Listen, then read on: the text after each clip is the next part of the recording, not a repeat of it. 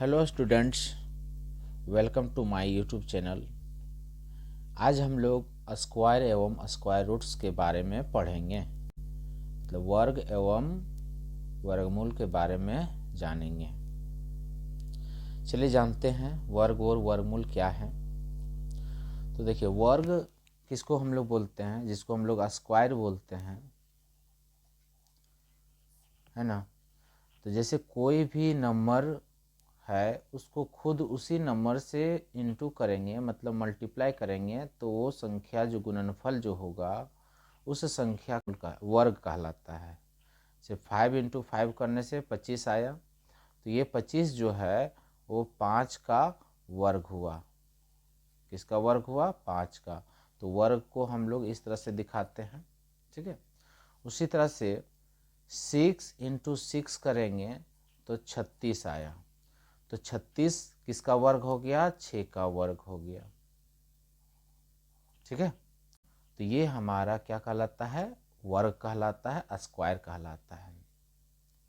तो स्क्वायर हम लोग कुछ जानते हैं। देखिए, 1 से लेके 10 तक 1 का वर्ग करने से 1 होता है, 2 का वर्ग करेंगे तो 4 होगा, 3 का वर्ग करेंगे तो 9 होगा, 4 का वर्ग करेंगे तो 16 होगा, 5 का वर्ग करेंगे तो 25 होगा।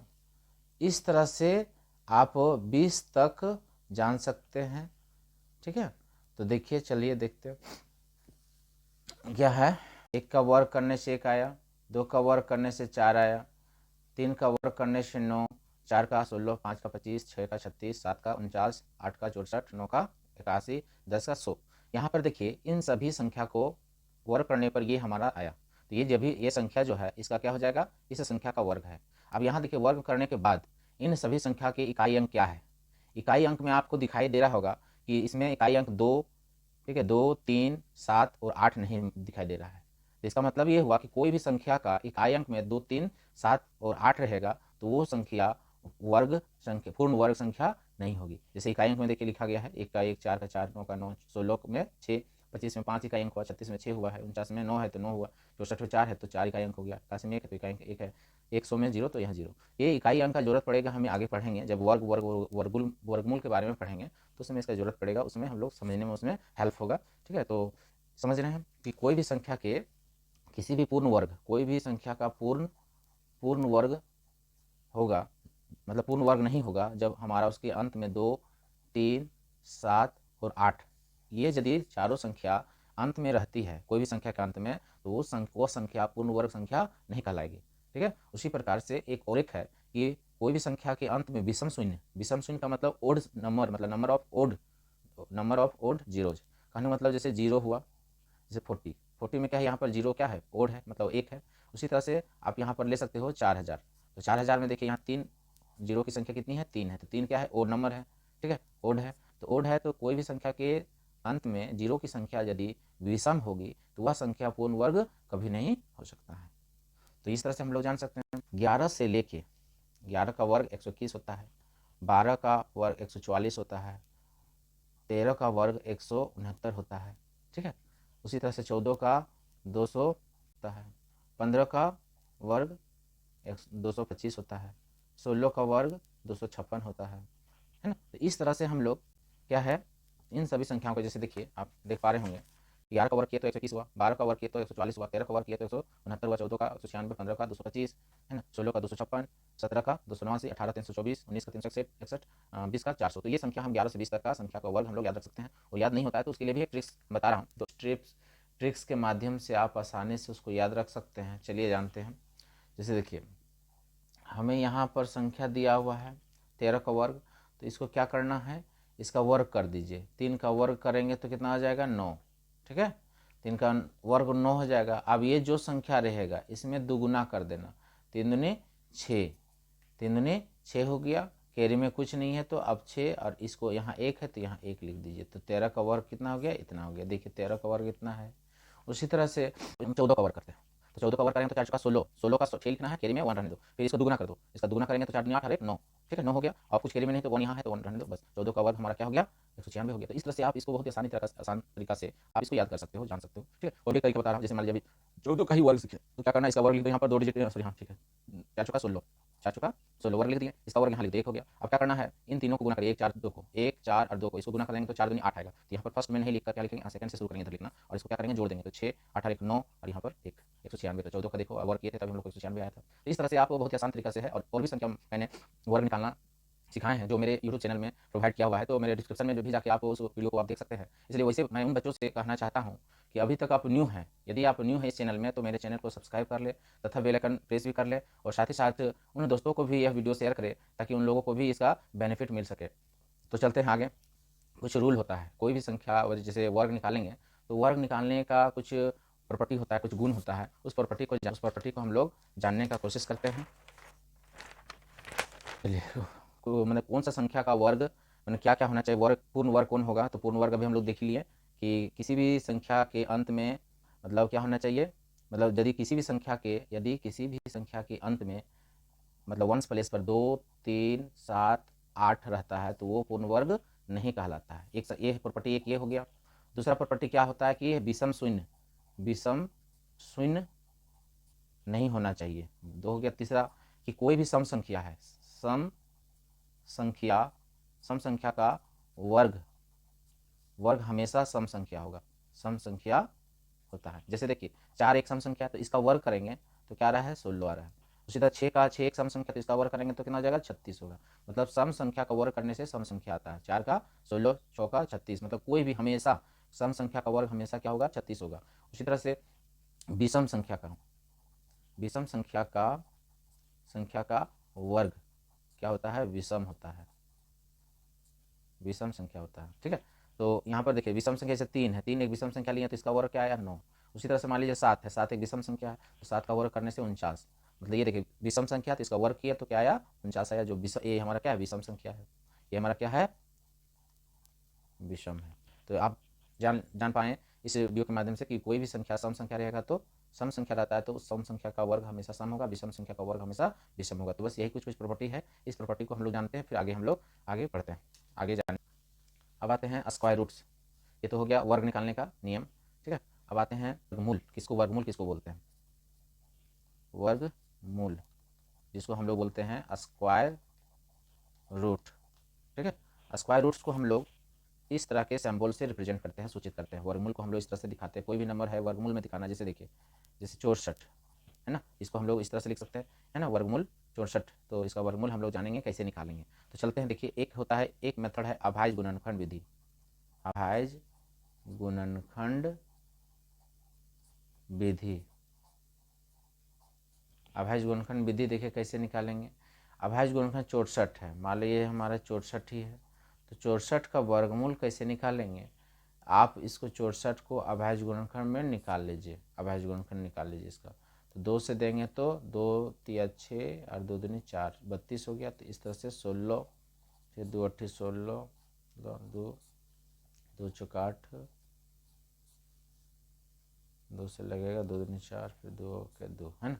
तो इसका फैक्ट क्या निकला, गुणन 1 2 3 4 5 6, यहाँ पर अभाज्य गुणनखंड के रूप में कितना आया 2 6 आया, 1 2 3 4 5 6। अब इसमें क्या करना होता है, वर्गमूल में ये होता है कि इसमें पेयर में से एक लिया जाता है, ये हमारा वर्गमूल का साइन अब हट जाएगा, पेयर लेंगे, फिर इसी तरह से यहाँ से पेयर में से एगो लेना है, फिर इस पेयर से एगो लेना। पेयर मीन्स हो गया युग्म, कि 2 को जोड़ा, मतलब जोड़ा में से एक लेना है ना। तो इस पेयर से एक 2 लिए, इस पेयर से एक 2 लिए, इस पेयर से एक 2 लिए, तो इसको इंटू कर दो, 2 दूनी 4, 4 दूनी 8 हो गया। तो अभी देखे थे कि 8 का वर्ग 64 था, तो उसी तरह से वर्गमूल भी देखा जाएगा तो उसी संख्या वर्ग संख्या का किस विधि से बनाए, ये हमारा अभाज्य गुणनखंड विधि से निकाल लिए 64 का वर्गमूल।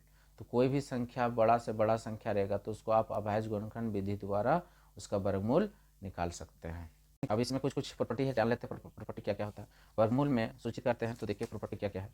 ऋणात्मक संख्या का वर्गमूल प्राकृतिक संख्या नेचुरल नंबर नहीं होती है, मतलब कोई भी ऋणात्मक संख्या रहेगा, कोई भी ऋणात्मक नंबर है, जैसे -9 है तो इसका वर्गमूल ऋणात्मक नहीं, मतलब ये वर्गमूल जो होगा पॉजिटिव नहीं हो सकता, वर्गमूल नहीं निकलेगा। मतलब इसमें इसका वर्गमूल होता है 3i, जो आप इंटर में जाके आप पढ़ेंगे इस तरह का वर्गमूल को निकालने के लिए। इसलिए अभी मैं इसको नहीं बताता हूँ, सिर्फ ये जानिए कि कोई भी धनात्मक ऋणात्मक, कोई भी धनात्मक वर्गमूल निकलता है तो उसका सिर्फ धनात्मक के बारे में वो धनात्मक निकलेगा, ठीक है। ऋणात्मक वर्गमूल नहीं निकलता है, मान लो यही, ठीक है। निकलता है बट आपको अभी नहीं पढ़ना है, वो इंटर क्लास में है, ठीक है। तो हम लोग जान लेते हैं कि कोई भी अंदर में रूट अंडर के अंदर में, मतलब वर्गमूल के अंदर में माइनस में दिया रहेगा तो उसका वर्गमूल आप नहीं निकाल सकते हैं, ठीक है।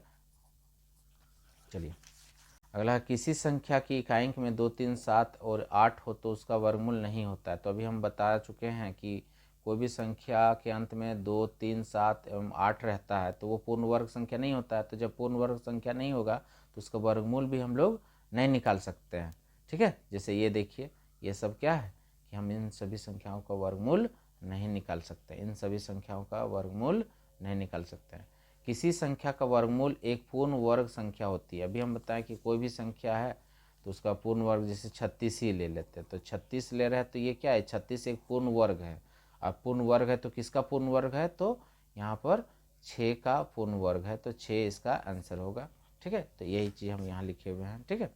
आगे चलते हैं। अभी हम आपको बता चुके हैं कि अभाज्य गुणनखंड विधि द्वारा, अभी आपको 400 का अभाज्य गुणनखंड, देखिए अभाज्य गुणनखंड निकाले हैं 2 से दिए, तो अभाज्य गुणनखंड विधि द्वारा क्या निकालें, वर्गमूल निकाल लिए। 400 का पेयर में से इसको लेना है, फिर इस पेयर से इससे लेना, फिर इस पेयर से इससे लिए, तो इंटू करके 20 हुआ, मतलब 400 का वर्गमूल कितना निकला, 20 निकला। ये समझ गए। अब आते एक विधि है भाग विधि से।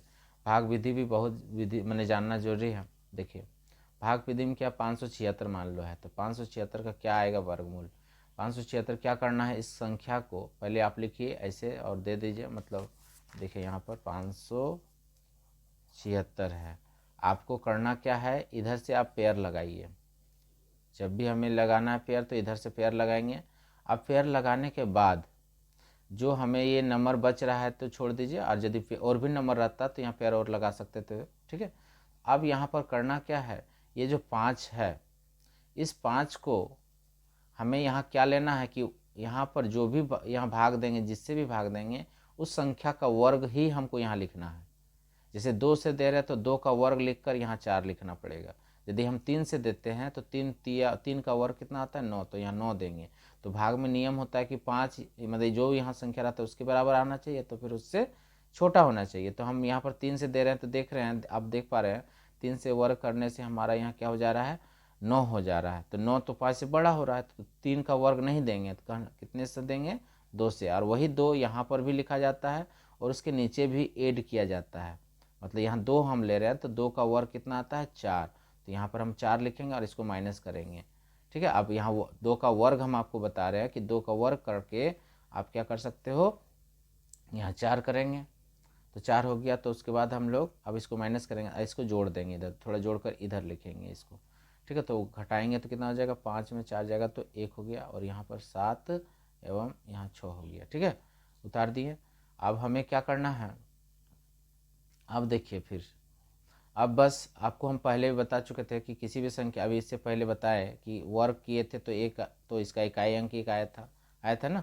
उसी तरह से 3 का वर्ग करेंगे तो 9 आया, तो 9 आया तो इकाई अंक हमारा 9 हुआ। उसी तरह 4 का वर्ग किए थे तो 16, तो इसका इकाई अंक कितना आया था, 6। और 8 का 6 का वर्ग किए थे तो 36 आया, तो इसका इकाई अंक कितना है, 6।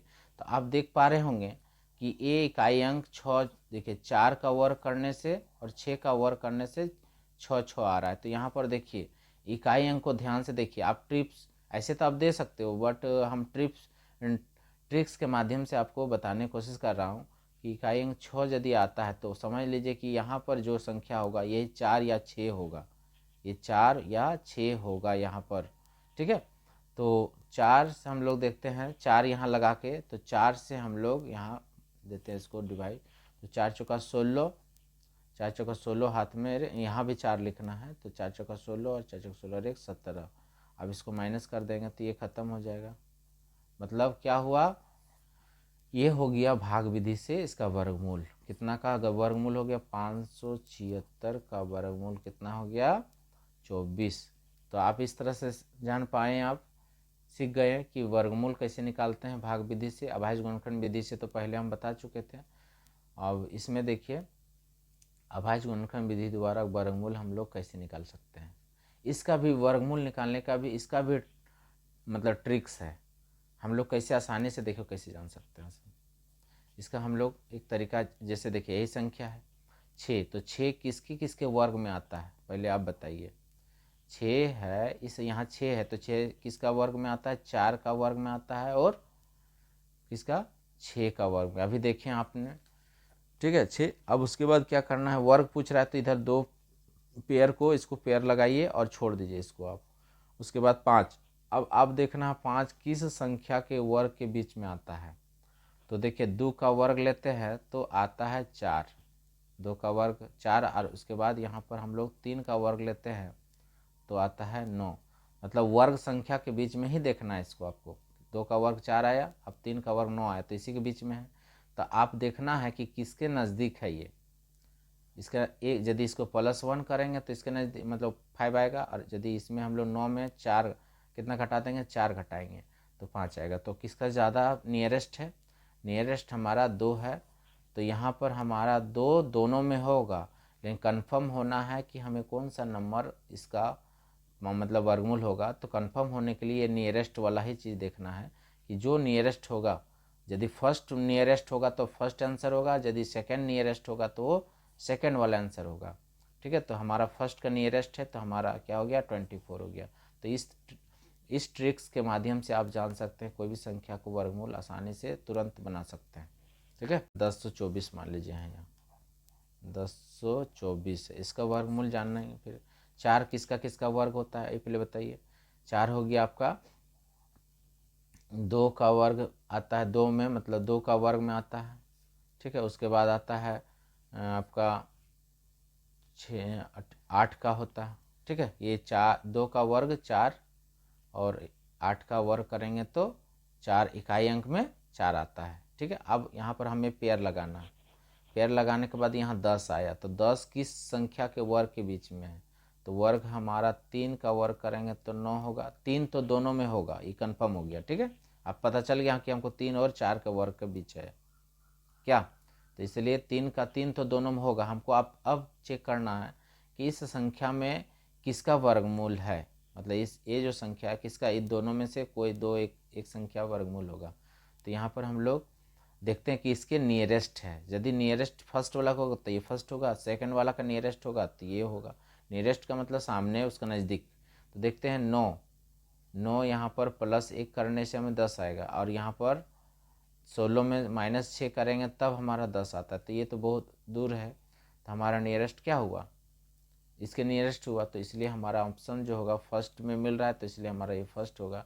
ये हमारा हो गया 1024 किसका वर्गमूल हो गया, तो 32 का हो गया। ठीक है, मतलब इस संख्या का वर्गमूल 32 हो गया।